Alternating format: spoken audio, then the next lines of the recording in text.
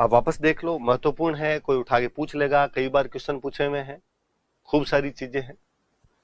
अहमदाबाद में जन्म हुआ, लोधीराम नाम के ब्राह्मण ने पालन पोषण किया। ब्रह्मानंद जी, वर्धानंद जी या बुढ़न बाबा इनके गुरु जी थे। सांभर, आमेर और नरेना में अपना समय बिताया। नरेना इनका मुख्य केंद्र है।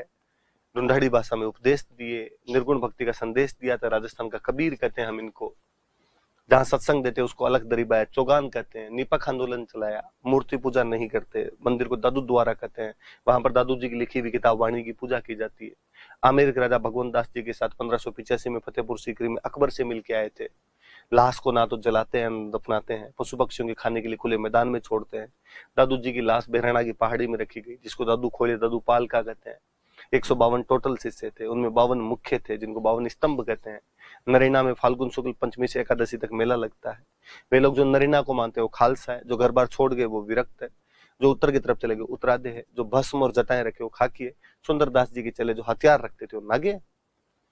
प्रमुख शिष्य सुंदरदास जी महाराज बीकानेर के राजा कल्याणमल के छोटे भाई भीमराज थे। नागा शाखा के संस्थापक थे। नागा साधु हथियार रखते अपने पास में, इनके रहने के स्थान को छावनी कहते हैं। मराठा आक्रमणों के समय सवाई प्रताप सिंह की मदद की थी।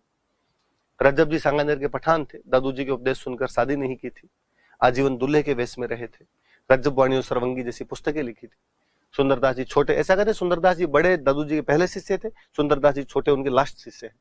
वैसे परिवार में जन्म हुआ था। 42 ग्रंथ लिखे थे। ज्ञान समुद्र और सुंदर सागर मुख्य हैं। गेटोला और दौसा में और फतेहपुर सीकर में इनके मुख्य केंद्र है। बालिंद जी ने आरिलो नाम की किताब लिखी थी। गरीबदास जी, मिस्किन दास जी दो दादू दयाल जी के बेटे ही थे, वो भी मुख्य संत बने। बखना जी और माधोदास जी और मुख्य संत। दादू दयाल जी थोड़े बड़े ही हैं, आप अच्छे से याद करना। बाकी वाले अपने कल और पढ़ेंगे, बाकी वाले में थोड़ी कम जानकारी है तो हम कर लेंगे धीरे धीरे इनको। Thank you.